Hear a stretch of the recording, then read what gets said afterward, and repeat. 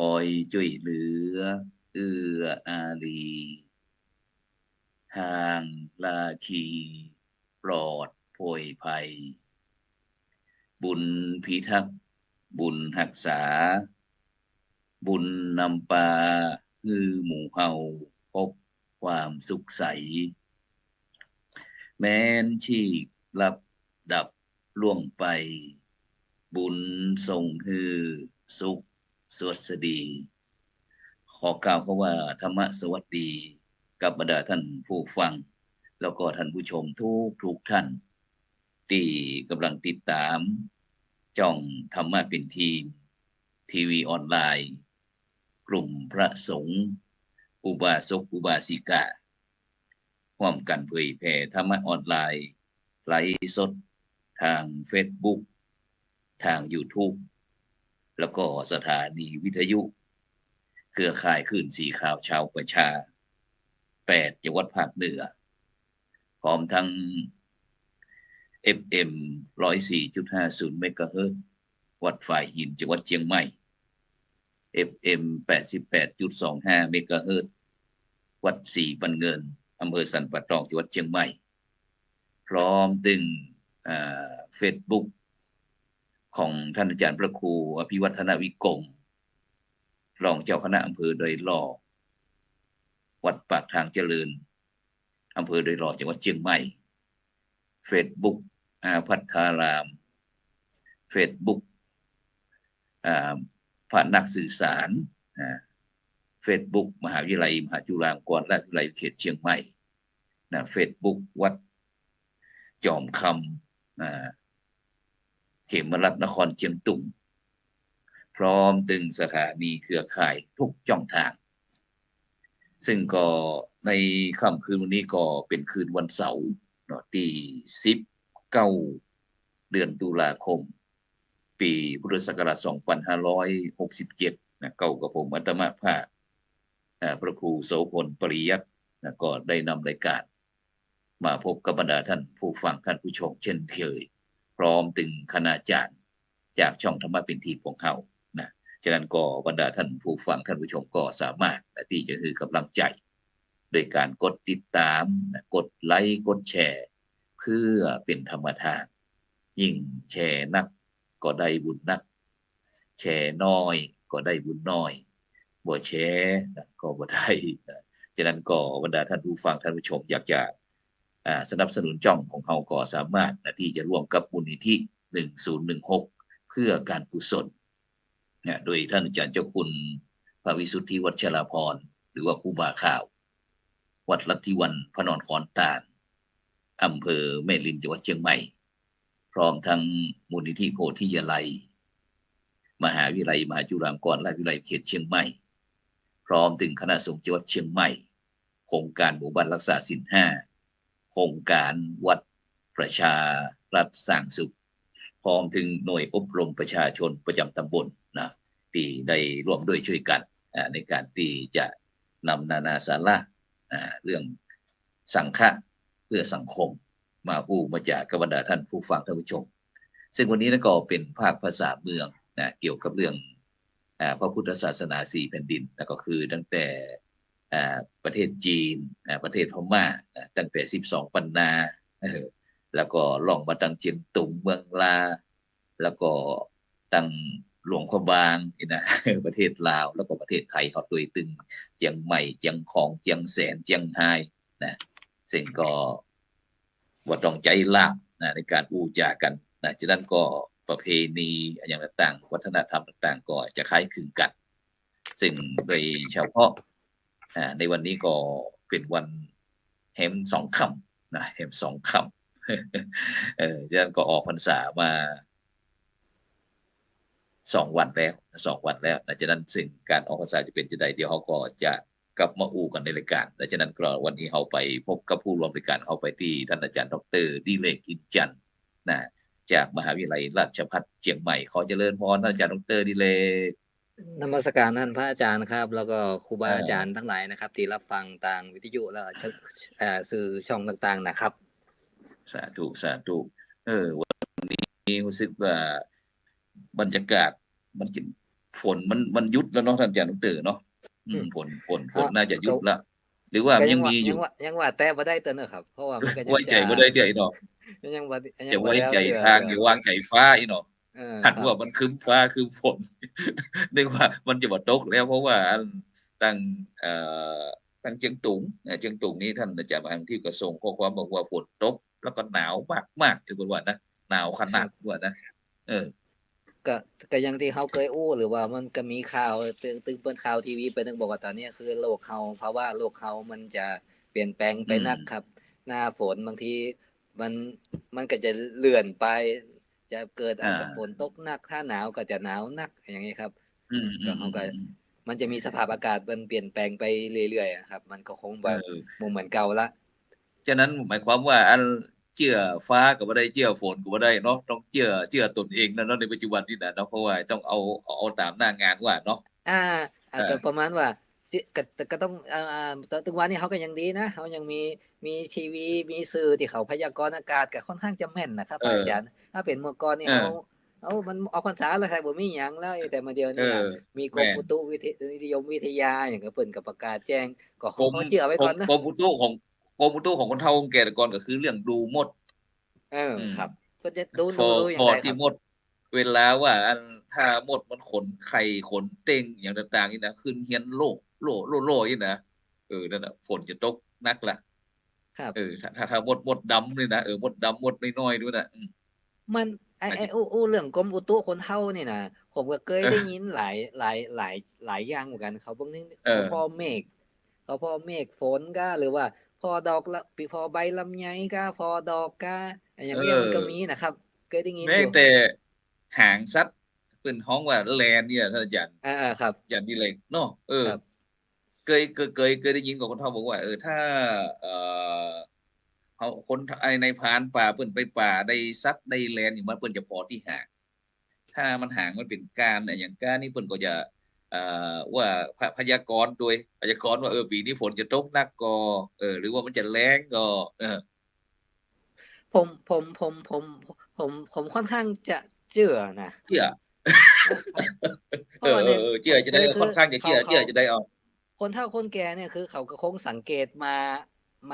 เหมือนน่ะครับก็คืออย่างมอืมดเนี่ยหนึ่งเขาแม้กระทั่งวิทยาศาสตร์เพิ่นก็ยังบอกว่ามดเนี่ยมันจะรู้ถึงความชื้นว่า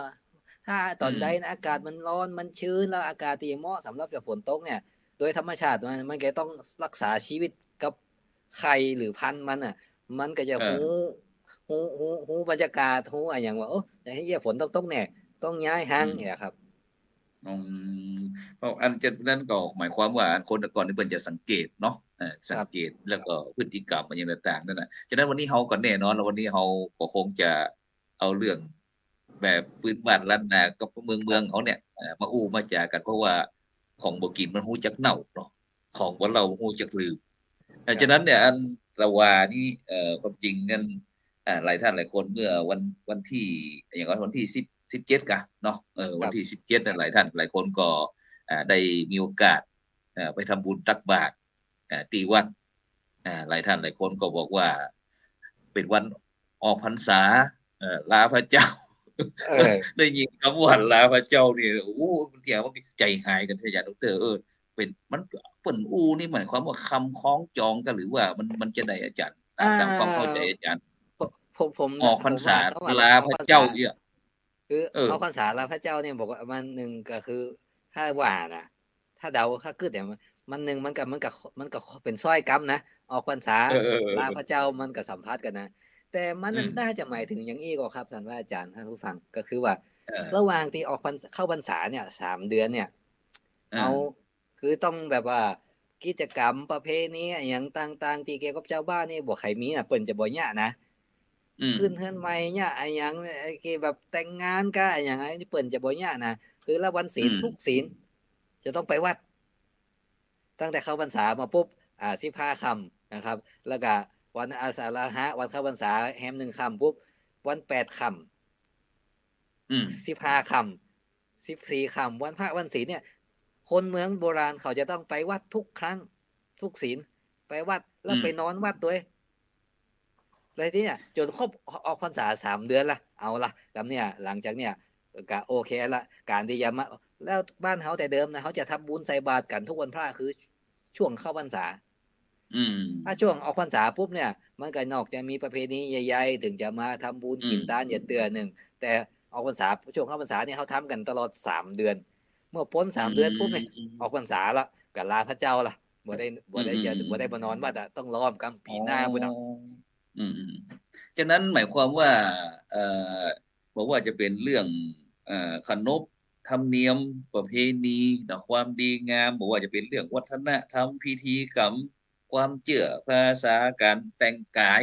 กำอู้กำจ๋าเนาะการละเล่นปืนบ้านล้านนาของเขาในแม้แต่กระทั่งอาหารการกินเนี่ย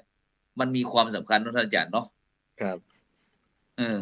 ซึ่งมันบ่งบอกหลายสิ่งหลายอย่างอย่างที่วัดพระสิงห์วรมหาวิหารเนี่ยที่ออกพรรษาวันที่17นี่นะเขาห้องออกว่าออกพรรษาแต่ตามความเข้าใจของเจ้าบ้านนี่เนาะแต่แล้วก็บ่ใจวันออกพรรษาก็เป็นวันปวารณาหรือว่ามหาปวารณานะที่พระพุทธเจ้าบนได้บัญญัติไว้ว่าเนี่ยได้ได้เปิดโอกาสตึงพระเถระอนุเถระอย่างต่างๆว่าสงฆ์องค์เน้นต่างๆเนี่ยมีโอกาสได้ได้ยินได้ฟังได้ยินได้ตรงผ่องตังออมผ่องเขาว่าผ่องอินนะเปิดว่าผ่องอินนะต่างๆนานานะก็มีโอกาสมาได้อู้ได้จ่ากันก็ได้สอบได้ถามกันเพื่อที่จะมีการจูนชีวิตของความเป็นพระเนี่ยเข้าหากันเพราะเพื่อที่จะได้บ่ลังเลสงสัยแล้วก็จะได้สร้างความสมัครสมานความสามัคคีในหมู่สังฆะจะนี่เป็นต้นแล้วก็ที่วัดพระสิงห์เขาหลายท่านหลายคนนี่ก็จะมีความเคยว่าถ้าเขาออกพรรษาแล้ววันที่17เนาะออกพรรษาตามภาษาชาวบ้านแต่เจ้าบอกออกพรรษาเนี่ยพ่อหลวงครับปู่หนูพระธรรมสิทธาจารย์บอกว่าจะต้องจำวัดแห่งราตรีหนึ่งจะต้องแฮมค่ำแต่ถ้าทั่วๆไปเพิ่นก็จะเขาว่าวันที่17ออกพรรษาคือออกพรรษาจะพระสงฆ์เจ้าก็สามารถไปไหนก็ได้แต่ว่านี่พระเดชคุณหลวงพ่อพระเทศสิงหวราจารย์เพิ่นก็ได้อู้บอกว่าหลวงปู่ว่าเขาจะต้องจำวัดแห่งหนึ่งราตรีก็คือพ้นจากวันที่17วันที่18เมื่อเจ้าเนาะถึงจะไปนอนแฮมแก่มีที่อื่นได้แล้วก็มันวัดพระสิงห์เขานี่ตักบาตรดอกไม้เคยได้ยินก่อนทำบุญตักบาตรดอกไม้อ่าตักบาตรดอกไม้อ่าโดยที่ประสบการณ์ในบทเกยครับเออมันจะคือวันที่17เนี่ยเพิ่นก็จะมีการทำบุญตักบาตรตามปกติเนาะแต่วันที่18นี่เปิ้นเล่าฟังว่าสมัยครูบาเจ้าศรีวิจัยได้ครับได้มีประเพณีไว้นะซึ่งเปิ้นก็สมมุติเอาภาชนะกะหรือว่าเป็นพานกะเป็นขันกะขันโตกกะอย่างต่างๆนั้นเอามาแทนบาตรถ้าน้องเน้นบอกนี่ก็ผมนี่บ่ได้แกก็เอาฝาบาตรนั่นอีกมาแล้วนะแล้วก็จะมีคณะสัตยาญาติโยมเปิ้นก็เตรียมดอกไม้เตรียมดอกไม้มามีไหว้พระสมาทานศีลเสร็จเรียบร้อยแล้วก็จะกล่าวคำถวายดอกไม้ถวายดอกไม้เสร็จแล้วเปิ้นก็จะมีพิธีขอขมาก่อนนะเออขอขมาพระสงฆ์องค์เจ้าที่ได้ล่วงเกินด้วยกายกรรมวจีกรรมตั้งใจก็ดีบ่ตั้งใจก็ดีนะเสร็จแล้วก็พระสงฆ์องค์เจ้าเปิ้นก็จะอนุโมทนาเสร็จแล้วก็พระสงฆ์สามเณรเพิ่นก็จะทำสามีจิกรรมกรรมหนึ่งสวดทำวัดเย็นเจริญพระพุทธมนต์เสร็จเรียบร้อยแล้วก็เอาละเริ่มพิธีละปวารณาแต่อันน้องเนนตัวเพราะว่าอันโดยเฉพาะเรื่องอันผู้สืบศาสนาทายาทเนาะอาจารย์เนาะไม่ใช่ว่าเฉพาะพระสงฆ์องค์เจ้าอันที่จะต้องมีการเรียนรู้ขนบธรรมเนียมจ่ายหีดประเพณีต่างๆตัวเนี้ยนะซึ่งจะต้องมีการถ่ายทอดจากรุ่นต่อรุ่นฉะนั้นก่อนน้องเนนก็ต้องมีการอธิษฐานออกพรรษาตัวสั่งคำพันเตปวาเลเมทิเตนวายด้วยนะต้องนี้ด้วยนะครับผมบ่ฮู้ว่าความจริงคือในสมัยพุทธกาลเนี่ยพุทธเจ้าเพิ่นก็บอกว่าเวลาช่วงหน้าฝนเนี่ยก็คือวันวันอาสาฬหบูชาคือ15ค่ำเนี่ยก็คือเจริญพรมาเจ้าก็เริ่มยังที่ผมก็หันตัวที่ว่าท่านเจ้าคุณหนูเพิ่นบอกว่าวันที่ออกพรรษาวันขึ้น15ค่ำเดือนเกียงนี่มันยังบ่ครบเด้อเพราะว่าวันอาสาฬหบูชาก็คือไอ้ขึ้น15ค่ำเนี่ย ตัวเจ้าบ่ยังบ่ได้อืมอธิษฐานเตื้อจะศรัทธามาทำบุญบ่ได้ตัวเจ้าอธิษฐานแหมวันหนึงแม่นก็ครับเพราะฉะนั้นน่ะเพื่อจะให้มันครบแม่น3เดือนถ้วนก็ต้องบ่แม่นตัดติวัน15ค่ำต้องเป็นวันแฮม1ค่ำถึงจะครบ3เดือนทีนี้อืมกี้พระอาจารย์อู้หำน้อยหนึงว่าเป็นวันศรัทธาว่าคือถ้าเข้าพรรษาเฮาอธิษฐานก็อิมัสสมิงอาวาเสอิมังเตมาสังวัดสังอุเปมิจำได้บ่ได้บ่ครับคืออธิษฐานว่าภายในพรรษาเนี่ยฉันจะจำพรรษาอยู่หน้าที่นี้แล้วจะนอนเมื่อตุเจ้าพระภิกษุสามเณรอยู่เมื่อก่อนเนี่ยเปิ้นจะบ่ได้จำวัดปกติอย่างเฮาออกพรรษาเปิ้นก็เตวไปเรื่อยๆถ้าเข้าพรรษาปุ๊บปักหมุดว่าปีนี้ฉันจะจำพรรษาอยู่ที่นี่ก็อยู่ที่นี่แล้วก็จะมีตุเจ้าหลายอื่นหลายตนมาจำพรรษาอยู่ด้วยกันอยู่ด้วยกัน3เดือนแล้วก็เลยพระพุทธเจ้าก็เลยมีวันมหาปวารณาก็คือหลายคนศรัทธาชาวบ้านบอกว่าถ้าตุเจ้าเนี่ยคงเข้าใจแต่ศรัทธาชาวบ้านอาจจะงงอ่ะอย่างปวารณาอย่างในแม่นในพระธรรมวินัยเพิ่นบอกว่ามหาปวารณาก็คือโอกาสที่ภิกษุได้ซักถามตักเตือนหรือว่าว่ากล่าวตักเตือนอยู่ด้วยกัน3เดือนน่ะตนนั้นดีบ่ดีก็อันหยังเนี้ยอย่างผิดพลาดไปอันหยังเนี่ยบ่ฮู้ว่ามาเดียวตุเจ้าเปิ้นยังมีมหาปวารณาแต่ก็ครับหรือว่าเป็นกล่าวพิธีกรรมมาได้ครับก็คงจะเป็นการสืบทอดกันเพราะว่าเมื่อครั้งพุทธกาลนี่เปิ้นก็มีปฐมเหตุของเปิ้นก็คือเรื่องการที่พระสงฆ์เจ้าหลังจากที่ได้รับฟังโอวาทจากพระพุทธเจ้าแล้วก่อนจะเข้าพรรษาก็จะแยกย้ายกันไปเนาะแล้วต่างคนต่างเพราะพระพุทธเจ้าก่อนนี้เนาะเปิ้นก็จะแต่เฮาต้องอู้เด็ดพระเจ้าหน่อยเพราะว่าในช่วงนี้เมืองไทยเฮาสื่อเฮาก็ดังกับพระเจ้านะแต่เฮาก็อู้บอกพอหอมปากหอมคอก็พอแล้วเนาะเดี๋ยวเปิ้นว่าเข้าตัวเด้อคือพระพุทธเจ้าอันสมัยครั้งพุทธกาลนั้นเพิ่นก็อันพระสงฆ์เจ้าเพิ่นก็ต่างคนต่างแยกเนาะหลังจากที่ไปอาจจะนัดกันที่ใดที่หนึ่งแล้วเสร็จแล้วก็ต่างคนต่างแยกว่าตลอดเนี่ยจากตลอดพรรษานี่เขาจะบ่อู้บ่จากันเด้อต่างคนต่างปฏิบัติต่างๆเนี่ยฉะนั้นต่างคนต่างอยู่ต่างคนต่างปฏิบัติของตนเองบ่ได้ลงสังฆกรรมบ่ได้ลงปฏิโมกข์อีกต่างคนก็ต่างทำของตนเองไปปฏิบัติหน้าที่ของตนเองไปส่วนสุดท้ายพระพุทธเจ้าก็บอกว่าเนี่ยจะต้องยังบ่มี15วันนี่เนาะลงมาพบมาฟังปฏิโมกข์สักครั้งนึงเพื่อที่จะได้แก้ข้อสงสัยอย่างต่างๆนั้นนะที่ได้ยินได้ฟังต่างๆตรงต่างอ้อมอย่างต่างๆก็ว่าเนี่ยเนี่ยมันก็เป็นปฐมเหตุขึ้นมาเหมือนกันแต่ผมก็มองว่าบางทีเฮาหันระหว่างอยู่ในพรรษาด้วยกันระหว่างตุเจ้าด้วยกันหรือพระเนรเนี่ยสิ่งที่บางครั้งปกติแล้วพระเถระจะมักจะเป็นผู้ที่มีบทบาทในการโอวาทสั่งสอนตักเตือนแต่มหาปวารณานี่ฟังดูแล้วเหมือนจะพิเศษน้อยหนึ่งว่าพระหนุ่มก็สามารถจะตำหนิพระแก่หรืออะไรอย่างตัวเก่าได้สอบถามข้อสงสัยที่ได้ยินได้ฟังมาต่างๆตรงก็ดีตั้งอ้อมก็ดีหรือว่าเพิ่นเล่าก็ดีเนี่ยเพราะว่าโดยเฉพาะไอ้สงฆ์ดังเถรวาทเฮาในประเทศไทยเฮาเป็นเถรวาทเนาะก็จะนับถือพระมหาเถระถ้าพระมหาเถระจะได้ก็คือจบแต่เนี่ยที่ว่ามหาปวารณานี่เข้ามาเนี่ยมันว่าจะเป็นพระหนุ่มเน้นน้อยต่างๆก็สามารถที่สอบถามกันได้เนาะมันก็ดีนะเพราะว่าเคยอยู่ด้วยกันมา3เดือนแล้วพิษข้องหมองใจจะได้เคลียร์กันจะได้เข้าใจตรงกันหรือว่าคนจะได้ตักเตือนว่าท่านทำอย่างนั้นมันผิดพระธรรมวินัยนะข้อนั้นข้อนี้บางทีอยู่ไปอาจจะพลั้งเผลอเรอลวดลืมสติไปพระหนุ่มน้อยก็อาจจะบ่กล้าตำหนิในคณะนั้นก็เลยน่าจะเอาหรือพระผู้ใหญ่ก็อาจบ่อยากจะตำหนิช่วงนั้นก็คือรอปวารณาเฮาก็ได้มาเขาห้องว่าละลายพฤติกรรมมาเคลียร์ปัญหามีละลายพฤติกรรมซึ่งตรงนี้เนี่ยนะอาจารย์ดร.ดิเรกความจริงเนี่ยนะในยุคสังคมปัจจุบันนี่การมหาปวารณานี่นะบ่ใช่ใจเฉพาะพระสงฆ์องค์นี้ด้วยอันนะครับแม้กระทั่งเจ้าบ้านเฮาก็ใจได้ภายในครอบครัวภายในหมู่บ้านในกระทรวงทบวงกรมในแม้กระทั่งรัฐบาลก็ใจได้ท่านอาจารย์อาจารย์ก็ใจได้ก็ถ้าเฮาสิไปประยุกต์ใจนะก็คือว่าวันเนี้ยเป็นวันฟรีเดย์ใครจะว่าหยังใครจะหยังก็ห้ามบ่มีอาวุโสบ่มีหยังละบ่มีหัวหน้ามีหยังละมาเคลียร์กันแล้วเพื่อหยังเพื่อว่าหลังจาก3เดือนหลังจากนี้ตั้งเมื่อแต่อดีตการ จะแต่ละคนก็แยกย้ายจาริกทุดงไปที่ต่างๆข้อที่เคยถูกเข้าใจผิดปฏิบัติผิดหรือทำตัวซึ่งตัวเก่าอาจจะลืมไปว่ามันแม่นบ่ดีมันบ่งามก็จะได้โอ้เตือนสติกันก่อนที่จะแยกย้ายไปเผยแพร่บำเพ็ญสมณกิจในที่ต่างๆเนี่ยครับอืม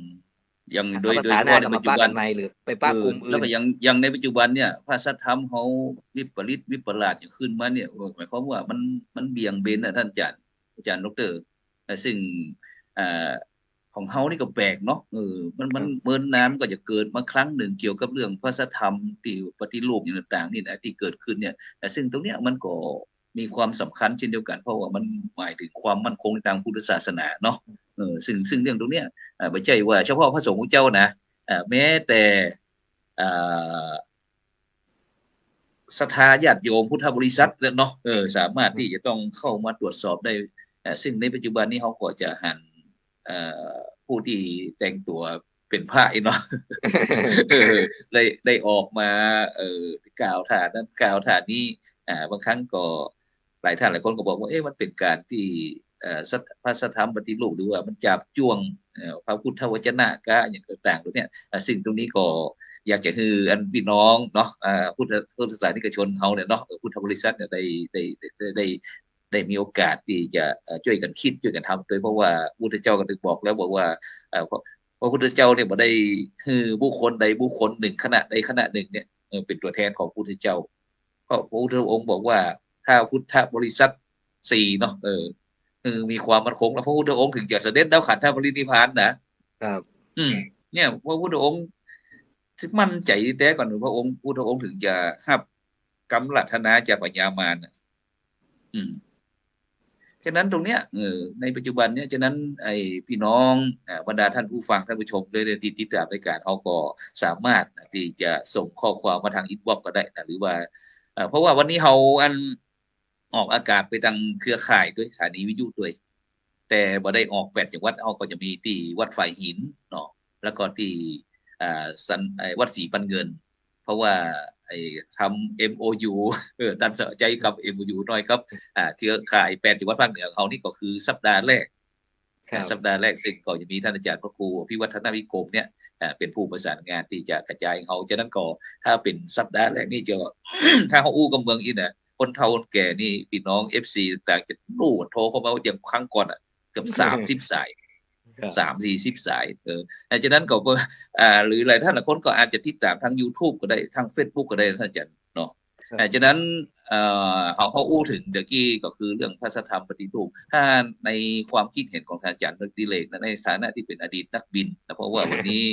ท่านอาจารย์ปุรวิทย์วันตาคงจะไม่ได้มาจะต้องไปสำรวจตรวจสอบลงพื้นที่สักอย่างบ่ได้เข้ามาท่านอาจารย์มหาวิทยาลัยเชษฐ์บ่ได้เข้าฉะนั้นอาจารย์ดิเลกมีความคิดเห็นจะใดเกี่ยวกับเรื่องในสถานการณ์เรื่องพระสงฆ์องค์เจ้าของเขาที่กำลังได้รับความสนใจจากสังคมเนี่ยในปัจจุบันเนี่ยมันก็ต้องบอกว่าถึงวันนี้ที่เฮามีปัญหาเรื่องของการการเอานำหลักธรรมคำสอนมาใช้หรือเกิดข้อพิพาทกรณีพิษเถียงเรื่องโต้แย้งกันเรื่องอันใดเป็นกรรมพระเจ้าอันใดบ่แม่นกรรมพระเจ้าหรืออันใดเป็นสิ่งที่ตุเจ้าควรอู้บ่ควรอู้เนี่ยมันก็มีปัญหาอยู่เรื่อยๆครับเพราะว่ายังมันก็ต้องบอกว่า1มันอยู่ที่ว่าแต่ละคนตีความหมายหรือเลือกธรรมะข้อใดของพระเจ้ามาอธิบายบางคนอธิบายก็เอาตามความเข้าใจของตนมาอธิบายโดยบ่ได้ไปศึกษาข้อมูลหรือบ่ได้ไปร่ำเรียนกับครูบาอาจารย์เอามติของตัวเก่าไปตีความเชื่อครับความเชื่อโดยเก่าอีดอกเอาของพระเจ้าตัวเก่าไปตีความหมายพระสัทธรรมหรือแม้กระทั่งต้องบอกว่าพระเจ้าพุทธเจ้าแม่เปิ่นจะยกย่องว่าพุทธเจ้าธรรมของพุทธเจ้าเนี่ยทันสมัยที่สุดแต่บริบทหรือเงื่อนไขตอนพุทธเจ้าแสดงธรรมเทศนาบัญญัติพระธรรมวินัยต่างๆเนี่ยมันเป็นเหตุการณ์เมื่อ 2,500 กว่าปีแต่ทีนี้เมื่อการเวลามันผ่านเปลี่ยนมาถึงปัจจุบันสภาพสังคมวิถีชีวิตวิถีความเชื่ออย่างเนี้ยมันแตกต่างจากเดิมไปถ้าพระสายเถรวาทเขาจะบอกว่าอันใดที่พุทธเจ้าเทศนาพระเจ้าในพระไตรปิฎกน่ะเขาจะเชื่อและปฏิบัติตามอันนั้น แต่อืมมันก็จะมีพระภิกษุสามเณรรุ่นใหม่หลายตนที่พยายามจะเอาแนวคิดปัจจุบันไปตีไปอธิบายหรือไปโจมตีครับว่าคำสอนของพระเจ้าล้าหลังบ่ทันสมัยอย่างเงี้ยครับมันก็เลยเกิดข้อพิพาทแล้วตุเจ้าคิดผิดแสดงธรรมผิดหรือแสดงธรรมหรือเผยแพร่ธรรมตามอุดมคติหรือคติความเชื่อความรู้ของตัวเก่าซึ่งบางทีก็ถูกบางทีก็บ่ถูกอันนี้การนี่คือบ่ต่อได้นะแต่ปัญหาคือศรัทธาลูกศิษย์ผู้เลื่อมใสตุเจ้าตนนั้นถึงวันนี้มันจะมีเพราะว่าการตุเจ้าเนี่ยพิษบ่ต่อได้นะศรัทธานี่ก็เริ่มเป็นฟักเป็นไฟว่าคนที่เชียร์ตัวนี้เปิ้นเต้มีพระอาจารย์เฮาอีเนาะพระอาจารย์เฮาว่าจะอีเนาะคนอื่นมาตำนี้คนอื่นมาสอนแหมอย่างหนึ่งคนนี้บ่ถูกต้องพระอาจารย์เฮาถูกนะครับมันกลายเป็นเรื่องลุกลามเป็นข้อบกทะเลาะเบาะแวงกันเพราะฉะนั้นก็คือก็ต้องเวลาจะเจือหยังก็เขาต้องแม้กระทั่งพุทธเจ้ายังสอนว่าถ้าแม้กระทั่งเป็นครูเฮาแต่ถ้าเกิดเฮาเวลาสิ่งที่ครูเฮาสอนเฮาเกิดข้อสงสัยเฮาก็ต้องไปถามเปิ้นให้เคลียร์แต่ถ้าถามเปิ้นแล้วก็ยังบ่เคลียร์เฮาก็ต้องไปศึกษาค้นคว้าไปหาเพิ่มเติมมาให้เคลียร์ว่าสิ่งที่เปิ้นอู้น่ะควรเชื่อหรือไม่บ่ใช่ว่าเชื่อทันทีทุกคำที่ออกจากปากเปิ้นเพราะว่าหลายคนครูบาอาจารย์เฮาก็ต้องบอกว่าบางทีเฮายังเป็นปุถุชนหรือการตีความหมายถึงระดับของธรรมะนี่บางทีมันยุ่งยากมันซับซ้อนเฮาอาจจะคิดว่าเฮาอธิบายถูกนะแต่เฮากลับอธิบายผิดก็ได้แต่ว่าบางทีด้วยความที่ไปยึดติดว่าครูบาอาจารย์สอนอย่างอี้ต้องถูกต้องคนอื่นว่าผิดจากอี้บ่แม่นแล้วก็ไปทะเลาะเบาะแวงไปโจมตีอันนี้จะทำให้เกิดปัญหาเรื่องความแตกแยกในพุทธบริษัทของเฮาครับหมายความว่าจับใจแห้งบ่จับใจกายเนาะจับใจครูบาบ่จับใจพระน้อยเนาะแล้วบางคนนี่ก็คือแบบหาข้อมูลมาโจมตีซึ่งก็ถ้าบ่อย่างว่านะถ้าเกิดเฮาบ่ชอบแล้วก็จะมักจะรับข่าวสารในที่บ่ดีหรือเอาสิ่งที่บ่ดีเข้ามาโอ้อย่างงี้ครับมันก็เลยโจมตีกันอู้เรื่องออกพรรษาแล้วพระเจ้ากลายเป็นอู้เรื่องเกี่ยวกับเรื่องของฉะนั้นเขาไปสลับไปทางวัฒนธรรมท้องถิ่นสักหน่อยได้ก่ออันเรื่องภาษาเพราะว่าปัจจุบันนี้ก็เป็นห่วงกันท่านอาจารย์นี่แหละดรนี่แหละอาจารย์นั่นเข้าไปสถานศึกษาต่างๆเนาะแต่เฮาบ่อู้ถึงว่าเป็นสถาบันไหนเฮาก็เป็นห่วงกันว่าโดยเฉพาะแต่ก่อนนี้ถ้าคนเมืองของเฮาเนี่ยถ้าอู้เมืองเนาะเฮาก็มีความสุขคือว่ามีความเป็นคุ้นเคยต่างๆแล้วก็โดยเฉพาะที่เชียงใหม่นี่เฮาก็จะมีเสียงถ้าเป็นแม่หญิงกับเจ้าอย่างนี้ต่างๆมีหางเสียงอู้ง่ายแต่ในปัจจุบันนี้แม้แต่หางเสียงก็บ่อู้ถึงท่านอาจารย์ภาษาเมืองอู้เดี๋ยวนี้มันก็ต้องว่าจะได้ดีโอ้เนี่ยอย่างใดดีผมหันจะได้เฮาคงบ่อาจจะบ่ได้มีข้อเสนอแน่นะแต่คงจะอู้เรื่องปรากฏการณ์ที่มันเกิดขึ้นผมมองว่าคือต้องบอกว่าถึงวันเนี่ยตื่นมาปุ๊บเฮาบ่ได้เปิดฟังธรรมะทำเป็นทีม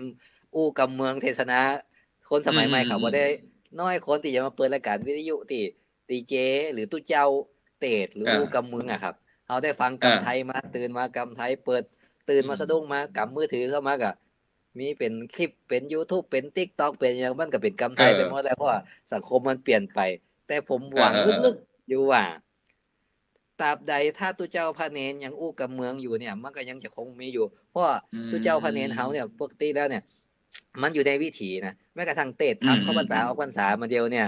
คือด้วยความที่ตุพระเนรรุ่นใหม่เนี่ยบางทีอ่านธรรมที่เป็นใบลานหรือธรรมที่เป็นกระดาษแต่เอาตัวไทยมาพิมพ์เป็นกำเมืองถ้าเจ้าพระเนรตัวใดเนี่ยบกแกนกำเมืองเนี่ยจะอ่านบ่ฮู้เรื่องคนฟังธรรมก็จะฟังบ่ฮู้เรื่องตอนที่อาจารย์เป็นเน้นเนี่ยเคยก็มีปอุ้ยปหนานปน้อยปหนานจังแต่ก็เน้นบ่ทุกเล่นบ่ทุกอีมีก็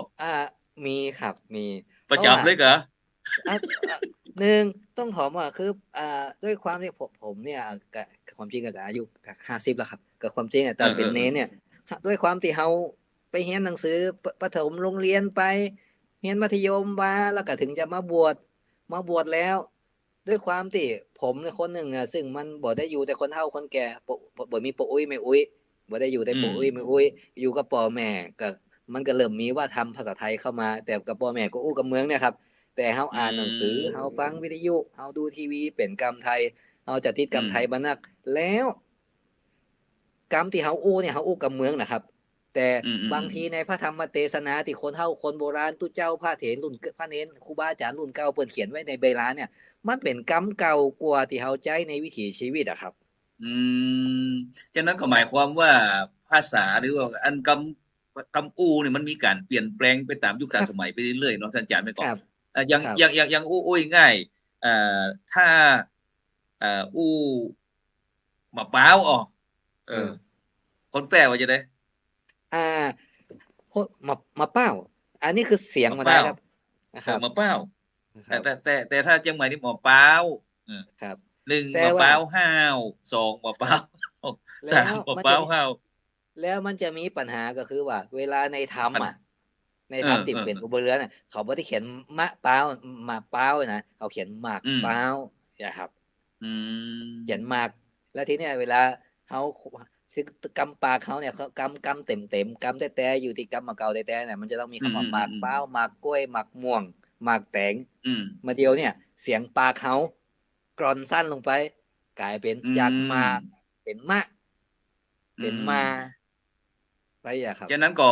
มันจะแตกต่างกับที่สำเนียงเนาะสำเนียงครับที่ว่าอันทางเชียงรายเมืองน่านเมืองแพร่พะเยาลำปางถ้าเชียงใหม่นี่ลำพูนนี่คล้ายกันเนาะคแต่รับทีนี้อันเอ่อตรงนี้ยังบ่ใครน่าห่วงหรือแต่ห่วงตรงที่เอ่ออย่างบ้านพระอาจารย์ก่อนนี้พระอาจารย์เป็นละอ่อนนี่จะฮ้องว่าเกิบครับอืมเกิบแต่ในปัจจุบันนี่เพิ่นฮ้องรองเท้าอีกอะครับแคปอีกก็บ่มีแล้วนะเนี่ยก็เอภาษาตรงอนี้มันจะหายไปท่านอาจารย์ดรดิเรกถ้าเฮาบ่ใจครับเนาะเออครับแม้กระทั่งอุปกรณ์คงครัวอีกอะกั๊วเข้าเออหม้อนึ่งให้เข้าหม้อนึ่งให้เข้านี่น่าจะอยู่แต่ตะปากปากทพีเออตะหลิวตะหลิวตะหลิวนี่ไปใจพักที่แบนๆนั่นครับตะหลิวอันนี้แต่ต้องบอกว่าคือกำเมืองที่เผาเต้าที่สังเกตนะครับอืมกำเมืองอันใดที่กำใดที่มันจะคงอยู่คือกำที่เฮายังมีใจอยู่และเป็นของพื้นบ้านเฮาแต่สิ่งของใดที่นำเข้ามาใหม่หลังมันเฮาก็มักจะนิยมฮ้องตามของสมัยใหม่โต๊ะเก้าอี้อืมอย่างที่แบบอย่างเนี้ยอย่างได้ผมยกตัวอย่าตังงบ่ถูกครับเออของที่มาทีหลังอะครับเอ่เขาจะอมักจะห้องชื่อโต๊ะตามของเก้าอี้เขาม้าหมุนครับเข้ามา อืมแต่ถ้าเราไปที่12ปันนาจะมีคนเฒ่าคนแก่เนี่ยเปิ้นยังใจภาษานี่นะตั้งแม้กระทั่งอาจารย์ดอกเตอรเพิ่นจะใจภาษามันก็ว่าเฮาย้อน50ปีอะครับถ้าเฮาอยากจะหันอย่างอาจารย์50น่ะอาตมา50ขึ้นไปน่ะ50บวกขึ้นไปน่ะถ้าเฮาจะย้อนไปสมัยที่เฮาเด็กเฮาละอ่อนเนี่ยตะกี้เขาจะว่าเด็กแล้วเนี่ยความจริงถ้าละอ่อนนี่แหละเด็กเออกับละอ่อนเออ ครับฉะนั้นเขาจะต้องกลับไปปุ้นอ่ะอืมเหมือนกับที่แถวประเทศลาวเนาะประเทศลาวหลวงครับพระบางอย่างดังนี่อ่าฉะนั้นก็เจิญก่อนหน้านี้น่ะถ้าก่อนหน้ายุคอินเทอร์เน็ตมือถือไลน์แชทหรือว่ายุค TikTok YouTube ที่ทันสมัยมาเนี่ยเอาอู้ได้ครับอ่าแต่ประเดี๋ยวเนี่ยมันเปลี่ยนไปนักเพราะว่าการสื่อสารมันค่อนข้างจะติดต่อกันง่ายทำให้การเดินทางทำให้ภาษาหรือคนเข้าไปอยู่เมื่อก่อนอู้แม่อู้อาจารย์อู้ทูกครับไปเชียงตุงผมน่าจะไปสักกี่ปีแล้วเนี่ยสัก25 อ่าผมไปน่าจะเคยไปเชียงตุงน่าจะปีสัก40มันก็น่าจะก็ได้ไป20 กว่าปีตอนนี้ประมาณ5 ปีละตอนนี้คือเมื่อก่อนเนี่ยผมโหยุคนั้นน่ะหนึ่งการสื่อสารคนเชียงตุงคน12ปันนาเขายังอยู่ในพื้นที่คนเข้าออกบ่นักเขาก็เลยเก็บอืมรักษาประเพณีได้ดีอย่างเชียงใหม่ก็เหมือนกันครับแต่เมื่อก่อนที่เขาจะรู้จักกรุงเทพก่อนที่รถไฟจะขึ้นมาเนี่ยวิถีอืมชีวิตความเป็นอยู่เขาก็ยังเป็นอย่างเชียงใหม่แต่เมื่อมีการติดต่อสื่อสารรับอิทธิพลว่าทำมีคนต่างถิ่นเข้ามาอยู่ทำให้กำเมืองเขามันกายเขาเนาะเริ่มเรียนรู้เขาเริ่มได้ใช้ภาษาไทอืยมอืมแล้วมีการติดต่อสื่อสารกันเป็นภาษาไทยคนเชียงตุงก็เหมือนกันครับก่อนหน้านี้สัก20 ปีที่ผมเคยไปเนี่ยผมยังไปรุ่นหลังอยู่นะ ชาวบ้านเขายังอยู่แบบวิถีดั้งเดิมข้อหนึ่งอืในเมืองเชียงตุงมน่ะมีเรือนพม่าอยู่บ่กี่หลัง มีคนอืมที่อื่นบ่ต่อใดแต่มาเดียวเนี่ยเชียงตุงมีพม่าเข้ามาอยู่พม่าที่แบบเชียงตุงคือขืนนะไทขืนอาจจะมีไทยใหญ่ไทยเหนือพ้องพี่น้องไต้แต่มาขืนเดียวเนี่ยพี่น้องพม่าเข้ามาอยู่นักมีคนจีนอืมเข้ามาอยู่นักทำให้วิมาถีก้ามาชีวิตขายเขาก็เปลี่ยนไปคนเชียงตุงเมื่อก่อนจะอู้บางคนคนเฒ่าจะอู้ภาษาพม่าไปได้เลยแต่มาเดียวแม่นจะต้องอู้ภาษาพม่าได้เพราะมันต้องมีติดต่อสื่อสารค้าขายหรือว่าเดินทางเนี่ยครับมันอืก็ทำให้มภาษาหลายกรรมของเชียงตุงก็รับกรรมของพม่ามาเหมือนกับบ้านเฮาอะครับหลายกรรมเฮาก็รับกรรมไทยมาโดยเฉถามพาะสิ่งอาจารย์ดที่เฮาบ่มีรดิเรกน้อยหนึ่งในฐานะที่เป็นคนเมืองแปร่ได้ยินเปิ้นอู้มาให้ฟังบอกว่า ถ้าคนตั้งเหนือเขาเนี่ย ถ้าไปกรุงเทพถ้าเลยเด่นใจหรือว่าเด่นชัยไปเนี่ย จะอู้ภาษากลางหมดอีนะขาล่องนี่นะแต่ถ้าขาขึ้น ถ้าขึ้นเลยเด่นใจคือว่าเด่นชัยขึ้นมาเนี่ยอู้เมืองแหลวเพชรเอียแต่ว่ะก็มีคนอู้อยู่นะแบบว่าคือไปไหนเนี่ยไม่กระทั่งผมนะผมพยายามจะอู้กับเมืองนะแต่เวลาเขาจะนั่งรถไฟไปไหนบางทีเนี่ยคือบางทีเขากับบ่ฮู้ว่าเขาเป็นคนไทยคนเมืองเนี่ยเขากับปากไทยใส่ไปก่อนนะอยู่ตรงไหนครับนั่งรถไปอู้ไปนั่งรถไฟไปด้วยกันอยู่ไหนผมอยู่แพร่ครับอู้กับเมืองได้ก็อู้กับเมืองได้เขากับปัดกับเมืองแต่เจอครั้งแรกเขาบ่ฮู้ว่าเขาเป็นเมืองเป็นไทยเขาก็จะอู้ไทยไปก่อนเหมือนกันครับเก่งอู้ไทยอยู่กรุงเทพเมื่อก่อนบางคนเขาจะอายเนี่ยว่าตักภาษาไทยไว้ก่อนตักภาษาไทยไว้เพราะว่าคนไปได้แฟนที่กรุงเทพแต่เป็นคนเมืองแปร่เนาะต่างคนต่างโมโหกันว่าเป็นคนเมืองก็ตักไทยใส่กันต่างอู้กันไทยกันอู้กันไทยใส่กันไปขี่มาถึงเหมือนไปใกล้บ้านใกล้ถึงบ้านแล้วไอ้ก็อู้เมืองสดหลามกับเมืองมาคนเมืองกะกันอู้ไทยกันมาเป็นสุดต่างนี่เฉพาะว่าภาษาบ่ได้อาจารย์ดรที่เขาได้อู้กันที่ว่ามันนี่นะมันเลย40นาทีเขาอู้แค่ภาษาทีนี้ไปเครื่องแต่งกายสักหน่อยนึงแต่ก่อนนี้ถ้าเป็นคนเมืองเขานี่ถ้าคนเมืองแปร่เนี่ยเอาแน่นอนละจะต้องหันใส่เสื้อหม้อห้อมแล้วก็อันถ้าเป็นเหมือนอย่างมันยิ่งเปิ้นจะมีผ้าถุงผ้าสิ้นเนี่ยเนาะครับถ้าคนเชียงใหม่กูกันนะเปิ้นจะฮู้แต่งกายเนี่ยมันมีมันจะได้มันมีคำว่าไว้เลยว่าถ้าเมื่อสักว่าจะได้เมื่อสักกี่ปีนะสักมัน100ปีดีกว่าเก่าหัวทั้งปีนี่หมายความว่าจะได้เมื่อ2,500เมื่อสัก2,500เวลาวัดพระสิงห์มีงานปล่อยหลวงสมัยที่ไม่กระทั่ง2,400ผมเดานะผมว่าเดียวคือสมัยที่ครูบาศรีวิจัยมาอยู่วัดพระสิงห์แล้วเขามาตานปล่อยหลวงตานอย่างวัดหอธรรมวัดพระสิงห์นี่นะ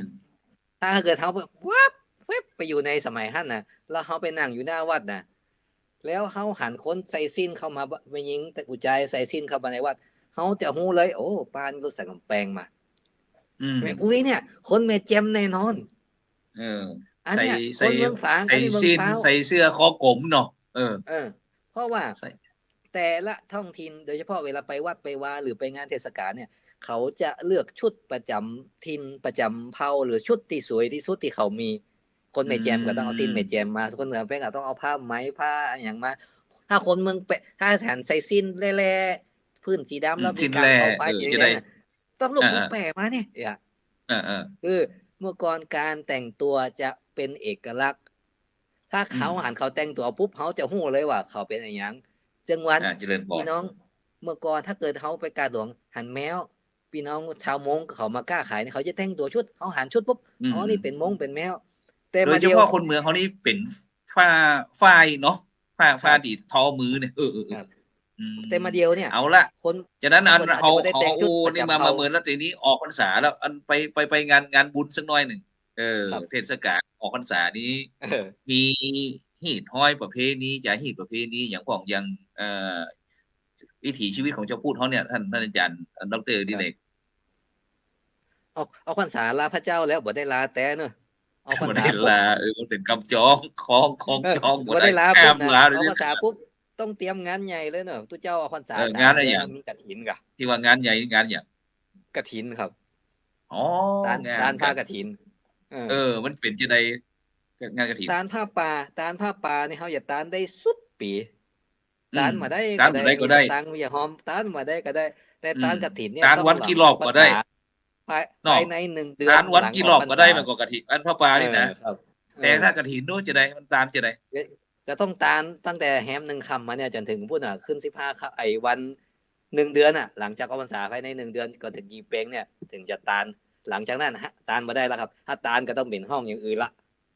แฮก็มหนึ่งจะห้องว่าตาลกค่ำเดือนฐินบ่ได้เกียงก็ถึง12เป้งนี่เนาะ1 เดือนครับเต็มๆถ้านี่สมมุติเป้งว่าถ้าเลยจากนี้ดูจะถ้าเลยอย่างงี้สาบัดมารถต้านได้นี้ก็คือก็กฐินบ่ได้เพราะว่าพุทธเจ้าบัญญัติไว้ว่าคือ1 เดือนหลังจากออกพรรษาต้องถ้าอย่าตาลก็ต้องเป็นตาลผ้าป่าเป็นตาลอย่างอื่นไป โดยอืจมำตาลกฐินเนี่ยมันเปิ่นอยากให้ตาลอย่างอี้เพราะว่าอย่างเพราะว่าวัตถุประสงค์ก็คือเพื่อทำบุญถวายหลังจากที่เจ้ามหาปวารณะอ่าไอ้ฮือโอวาทสั่งสอนกันแล้วเนี่ยก็ทีเนี่ยระหว่าง3 เดือนนะเขาในผู้สมัยพุทธกาลนั้นเพิ่นบอกว่าสังเกตดูว่าตู้เจ้าตนใดมันมีผ้าอันพุทธอันเก่าหรือตู้เจ้าไปบิณฑบาตได้เก็บเศษผ้าอันใดมาผ้าบางสกุลเก็บมามีศรัทธาเอาเศษผ้ามาตานก็เก็บหอมไว้เมื่อออกพรรษาปุ๊บก็ตู้เจ้าก็ต้องเอามีญาติโยมเอามาร่วมทำบุญอะไรอย่างในมันจะมี2อย่างคือสมัยพุทธกาลกับสมัยปัจจุบันเนี่ยเอากระซื้อผ้าไตรสำเร็จรูปมาแล้วก็เอาพานเอากองเอาอย่างมาอุปเครื่องบริขารมาตานแล้วก็คือตู้เจ้ากลางกฐินแต่เมื่อก่อนตู้เจ้าจะต้องยิบผ้าคนเดียวเอาผ้ามายิบแล้วโหวตหรือว่าหาสันธามติว่าเขาอยู่ด้วยกัน3 เดือนตู้เจ้าตนใดตู้ว่าเป็นคนปฏิบัติดีมีพรรษามีความรู้ดีมีวัดปฏิบัติดีงดงามแต่มีจีวรอันเก่าคร่ำคร่ามีจีวรผ้าอันพุทธอันฉีกเขาก็จะต้องโหวตหรือมีมติกันว่าสมควรยกให้ตนนี้ก็ให้ครับเป็นผู้ที่มีสติปัญญาสามารถเนาะทำกฐินภารกิจให้ถูกต้องตามพระบรมพุทธานุญาตได้เนาะแต่มาเดียวนี่เอากับคือผ้ามันก็บ่เขียมเนาะสมัยก่อนนี่ผ้ามันเขียมมันมีเย็บบางทีต้องเอาหลายผืนมาต่อกันได้ผืนเดียวก็ต้องยกตนที่มีความรู้มีสติมีพระจีวรอันเก่าเหี้ยแต่มาเดียวผ้ามันนักเขาก็เลยอนุโลมมักก็จะถวายกับเจ้าอาวาสตนรับแทนไปเหี้ยส่วนมากเนาะส่วนมากก็จะเป็นหลวงพ่อเจ้าอาวาสหรือว่าพระมหาเถระที่มีการภาษาสูงและซึ่งโดยเฉพาะอันที่ท่านอาจารย์พูดดร.ดิเรกได้อู้ถึงเรื่องการผ้าไตรจีวรเนาะเดี๋ยวนี้มันหาง่ายแต่ก็ยังมีพี่น้องอย่างไตลื้อไตขืนไตลื้อไตยองอย่างต่างที่เปิดปัจจุบันนี้เปิดจะมีการทอผ้าอยู่นะท่านอาจารย์ดร.ดิเรกมีการทอผ้าอยู่ในก็อู้ถึงเรื่องกฐินแล้วขอประชาสัมพันธ์หน่อยเนาะว่าตอนนี้ผู้ดำเนินรายการพระครูโสพลเนี่ยได้ไปสร้างวัดตีบันเกิดวันเกิดที่เมืองรองจังหวัดแพร่ชื่อว่าวัดอินทปัญญารามซึ่งปีนี้ก็ได้รับความเมตตาจากท่านอาจารย์เจ้าคุณพระวิสุทธิวัชราภรณ์หรือว่าครูบาขาวเนี่ยได้นำลูกศิษย์ของเปิ้ลไปทอดถวายกฐินในวันอาทิตย์ที่27เดือนตุลาคมพุทธศักราช2567เนี่ยเวลา 9:09 น.นะซึ่งก็วัตถุประสงค์ก็เพื่อที่จะไปมุงหลังคาโบสถ์ที่อินวันที่อินวันก็คือที่วันก็คือใจทุกสิ่งทุกอย่างท่านอาจารย์อันคือบอกว่าจะเป็นโบสถ์เป็นวิหารเป็นศาลาการประเรียนเป็นห้องประชุมอย่างต่างๆเอาใจทีเดียวหมดเลยอันนี้ก็เพื่อที่จะได้เพราะว่าบ้านนอกเขาสร้างนักมันบ่มีคนดูแลคนรักษาท่านอาจารย์ดร.ดิเรกอาตมาก็เลยคิดว่าเราสร้างแล้วก็สร้างใจมันคุ้มค่าไม่ใช่ว่าสร้างโบสถ์หลังนึง13 ล้าน5 ล้านแต่เบิ้ลนานทีปีคนจะมีเป็กตุวัดพระอย่างเตื้อหนึ่งเนี่ยแล้วก็ส่วนวัดพระสิงห์วรมหาวิหารนี่ก็กฐินพระราชทานนี่ก็จะเป็นวันที่9วันที่9 พฤศจิกายนเวลา9 โมงเช้า9 โมงเช้าจากนั้นก็เลยประชาสัมพันธ์ให้กับบรรดาท่านผู้ฟังท่านผู้ชมได้รับทราบว่าเนื่องจากที่ท่านอาจารย์ดิเรกได้อู้ถึงเรื่องกฐินก็เลยพลาดกฐินไปอย่างน้อยหนึ่งจากนั้นก็เชิญชวนเด้อใครที่จะร่วมบุญร่วมกุศลกับพระครูโสพลปริยัติที่วัดอินทปัญญารามซึ่งตอนนี้ก็มีพี่น้องพุทธศาสนิกชนร่วมกับเพื่อที่จะเป็นกฐินสามัคคีเป็นกฐินสามัคคีเพื่อที่จะมุงหลังคาโบสถ์ตอนนี้ถ้าหลักฐานอย่างเสาอย่างขึ้นเรียบร้อยหมดแล้วตอนนี้เขาจะขึ้นหลังคามุงหลังคาเพื่อที่จะใจเป็นสถานที่บำเพ็ญบุญบำเพ็ญกุศลของพี่น้องพุทธศาสนิกชนในพระมหาเถระจากทั้งทิศทั้ง4มาแล้วทีนี้แห่งงานหนึ่งท่านอาจารย์ดร.ดิเรก อันส่วนภาคตะกี้อันตะกี้เขาอู้ถึงเรื่องเต้นเต้นนั้นในเข้าตลอดพรรษาเขาก็จะมีการเต้นธรรมเนาะเต้นธรรมมหาวัดเป็นตามประเพณีคนเมืองเขานี่ก็อาจจะเป็นทำของเขาทำเป็นกั๊บเป็นอย่างนี้แล้วก็เป็นทำข่าวทำชาดกครับเป็นกั๊บเป็นเรื่องบางทีก็มีหลายๆภูกครับเป็นเต้นมหาวัดเนาะแต่การเต้นมันมี2แบบเนาะมหาวัดกับมหาจารย์ฉะนั้นก็ทั้งประเพณีพื้นบ้านล้านนาเขานี่ก็มีความนิยมว่าตั้งแต่หลายที่หลายทางเพิ่นก็จัดเต้นมหาจารย์ในวัน14ค่ำก่อนที่จะออกพรรษาเพิ่นก็เต้นมหาวัดพอวัน15ค่ำวันออกพรรษาเพิ่นก็เต้นมหาจารย์ฉะนั้นเนี่ยท่านอาจารย์ดิเรกอันนี้มหาจารย์มันมีความสำคัญจะในทางพุทธศาสนาของการเต้นทำถ้าบ้านเฮาเนี่ยก็คือในช่วงเข้าพรรษาที่ทำที่คนเฒ่าคนแก่ไปวัดใส่บาตรแล้วเนี่ยตุเจ้าจะเอาธรรมมาเทศเนี่ยก็มักจะเป็นธรรมชาดกที่เป็นเรื่องราวต่างๆพุทธโพธิสัตว์บำเพ็ญบารมีเป็นนกเป็นหนูเป็นคนตุกเป็นพระราชาเป็นอะไรอย่างต่างๆมีการต่อสู้มีการปัญญากวางคำอีเนาะสอนว่าธรรมสอนรักธรรมะธรรมโมโดยเหมือนกับเป็นคล้ายๆกันหนังจักวงแต่มันก็จะมีสุดท้ายมันก็ว่าเจ้าเคยบำเพ็ญบารมีอย่างอีได้สุดท้ายก็ได้มาจบอย่างอีได้เกิดมาเป็นพุทธเจ้าแหมแต่คือในคำภาษานี่คือเตอย่างอีน่ะแต่ถ้าออกภาษาปุ๊บเนี่ยก็มีเนี่ยเปิ้นจะมีแต่เปิ้นจะเลือกเอาพระชาดกเหมือนกันแต่ที่สำคัญก็คือชาดกฉากสุดท้ายของพระเจ้าก่อนที่จะมาเกิดเป็นสิทธัตถะแล้วเป็นพุทธเจ้าโคตมะเฮาก็คือญาติเป็นเวสสันดรเฮาเรียกห้องว่ามหาญาติเป็นญาติอันใหญ่แล้วก็ญาติสุดท้ายญาติสุดท้ายก่อนที่จะมาเป็นพุทธเจ้าโคตมะสิทธัตถะของเฮาเนี่ยครับฉะนั้นก่อนยังเทศมหาญาติไอ้เวสสันดรชาดกนี้เฮามีขี้ผูกก็ที่ของเปิ้นนี่นั่นถ้าตามกันแล้วนะครับตั้งแต่ทศพรหิมพานต์ตานาขานไปจนถึงนครเนี่ยจะมี13กันครับ13ผูก13ผูก13กันแต่ว่าฉะนั้นก็แต่ว่าเวลาเตศถ้าเกิดเขาตั้งทำหลวงเนี่ยเขาจะลักมันก็คือมหาญาติ13กันเนี่ยแต่ความจริงน่ะเปิ้นก็ยังมีทำอื่นเข้ามาเกี่ยวข้องนะครับเวลาเขาเตศทำมหาญาติแต่ประเพณีเฉพาะ13ผูกนี่ก็ยังมีไอ้ทำกันใหญ่ทำกันน้อยอยู่เนาะครับแต่ที่นิยมกันแต่ที่นิยมมันยี่เป้งบ้านเฮาเนี่ยเมื่อถึงยี่เป้งปุ๊บคนโบราณจะนึกถึงหยังนึกหยังไปฟังธรรมมหาญาติไปวัดยี่เป้งคนหนุ่มสาวนี่หยังไปลอยกระทงยี่เป้งนาออนไปหยังจิมาทบคือถ้ายี่เป้งคนเฒ่าเนี่ยก็คือไปฟังเทศน์เวสสันดรเพราะว่ามันมี10กูเตือเนี่ยวันกูเตือในระหว่างเข้าพรรษาเนี่ยวันนึง2ผูก3ผูกก็แล้วแต่ชั่วโมงไปแต่ถ้ามหาญาติเนี่ยอย่างน้อย13ผูกเนี่ยแล้วบางผูก13ผูกยาวมันต้องใช้เวลาวันค่ำคืนหุ่งอย่างมันมีทำใหญ่อย่างมหาราชอีเนาะครับมหาราชมัตสีกุมารครับแล้วก็อย่างนั้นกันใหญ่ๆเฮานี่มหาราชมัทีกุมารครับนครพวกนี้ก็ถือว่านครขันนครกันครับแล้วซึ่งฉะนั้นก็ได้มีกับ13กันเนี่ยครับมันมีปฐมปฐมมาลัยทุติยมาลัยมาลัยต้นมาลัยปลายคาถาปันมาลัยปลายคาถาปันก็3ผูกแล้วก็เวสสันตละอานิสงส์เวสสันตละแหมเนี่ยครับหรือบางครั้งก็อานิสงส์ปฏิบโคมไฟแหมเนี่ยครับอานิสงส์ยี่เป้งเนี่ยครับมันเพราะฉะนั้นน่ะเป็นมหาปางอันใหญ่นะเพราะว่าแล้วก็ในปัจจุบันในปัจจุบันเนี่ยพระเนรเถรน้อยเขานี่มันยังมีการยังมีการสืบสานกันอยู่ก็จะเกี่ยวกับเรื่องเทศมหาญาตินี่อันนี้ต้องถามว่าน่าเป็นห่วงแต่เต้าตีฮู้นะครับเพราะว่าเดียวนี่นึงแต่ละวัดแต่ละวาโดยเฉพาะบ้านนอกนะครับคือพระภิกษุสามเณรมันมีตุเจ้าตนเดียวพระเนรบางทีก็2ตนเนรมีพ่องบ่มีพ่องแต่ถ้าวัดใหญ่วัดหลวงอย่างวัดสิงห์นี่บ่เดือดร้อนก็ตั้งทำหลวงเนี่ยดูต่างเลือกเอาตนเสียงดีๆสมมุติฐานว่าไม่เดือดร้อนนี่นะแต่บ้านนอกนี่ก็ตุเจ้าตนเดียว2ตนนี่แล้วก็ทำอย่างถ้าอย่าเทศไว้สันตละ13กันนี่เปลี่ยนกันเทศกับ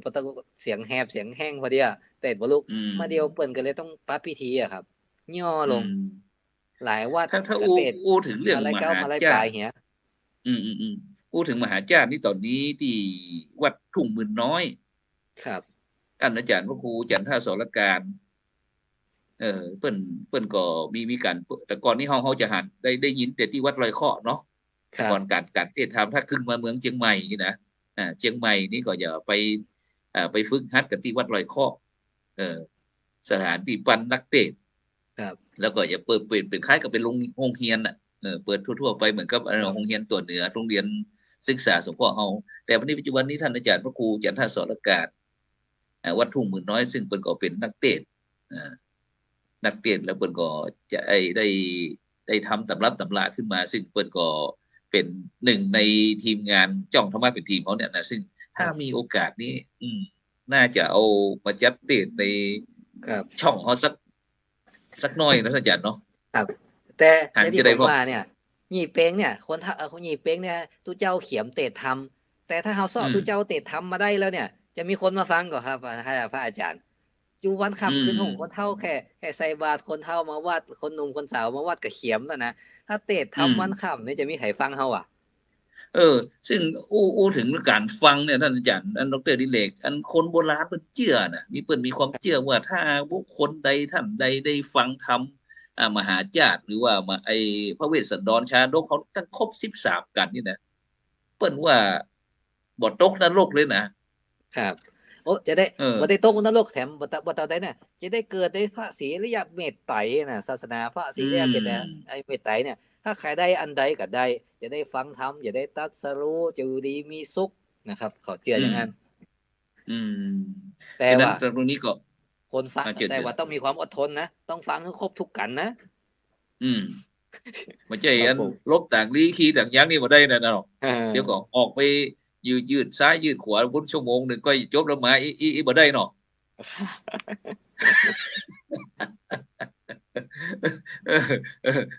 ก็บ่ฮู้ว่าไอ้อาจารย์นั้นปุรวิทย์วันตาเขาจะว่าจะได้บ่ฮู้แต่ก็คงจะเสียดายกันวันนี้ที่หมู่เฮาได้มาอู้เกี่ยวกับเรื่องตั้งแต่การจำพรรษาเนาะแล้วก็มหาปวารณาแล้วก็เรื่องการตักบาตรดอกไม้ที่วัดพระศรีวรมหาวิหารเสร็จเรียบร้อยเขาก็ได้มาอู้เรื่องการใช้ภาษาเนาะการอู้สัพพะเรื่องเลยสัพพะเรื่องแล้วการแต่งตัวลวดมาเรื่องกฐินกฐินแล้วก็ลวดมาที่เกเตศมหาญาติเทศตึงมหาวัดตึงมหาญาตินะซึ่งก็ตีได้ขึ้นจนบอกว่าอันของบ่กินมันฮู้จักเน่าของบ่เล่ามันฮู้จักลืมฉะนั้นก็เฮาก็ที่วัตถุประสงค์เฮาก็คือต้องการที่จะเป็นเครื่องเตือนจิตเตือนใจให้พี่น้องบรรดาท่านผู้ฟังท่านผู้ชมเนี่ยได้ช่วยกันคิดช่วยกันที่จะได้กันช่วยกันสืบเนาะสืบสานจารีตประเพณีพื้นบ้านล้านนาของเขาในฐานะที่เขาเป็นคนเมืองถ้าโดยเฉพาะภาษาอู้ตัวยถ้าคนเมืองก็อู้เมืองแล้วไผจะอู้เมืองท่านอาจารย์ว่าจะได้มันก็สำหรับผมเมื่อก่อนผมจะเครียดและคาดหวังไว้คือคนมาอู้เมืองแต่เขาก็ต้องยอมว่าสถานการณ์มันเปลี่ยนไปโลกมันเปลี่ยนไปอันใดเฮารักษาได้เฮาก็รักษาโดยเฉพาะหมู่เฮาที่เฮาเห็นคุณค่าเฮาก็พยายามรักษาสืบต่อไปเฮาจะไปบีบเพื่อเขานะอ่อนมาอู้เมืองนี่มันก็คงจะยากครับผมแต่ให้เขาตามเขาไปถ้าเฮามีโอกาสใจมีโอกาสสอนผมก็จะมักจะคือเขาเนี่ยครับมาฮู้จักว่าการเมืองเป็นจังไดอันนั้นห้องจังไดคือซึมซับได้ฮู้เรื่องได้สื่อสารได้พ้องแต่ในชีวิตจริงๆเขาจะใช้ภาษาหยังนั่นก็คงจะก็แล้วแต่เขาล่ะครับเป็นเรื่องของส่วนบุคคลกำหนึ่งเนาะแต่นี่เฮาอู้ในภาพรวมเนาะฉะนั้นก็เฮาทางช่องธรรมะเป็นทีมเฮาก็พยายามที่จะนำนานาสาระหรือว่าเรื่องราวต่างๆมาอู้เพื่อที่อาจจะเคยได้ยินได้ฟังมาแล้วอาจจะลืมไปเนาะเฮาก็มาอู้ย้ำเตือนหรือว่าบ่เคยได้ยินได้ฟังก็จะได้องค์ความรู้ใหม่ๆเข้ามาจากนานาสาระในรายการของพระพุทธศาสนา4เป็นตีนเพราะว่า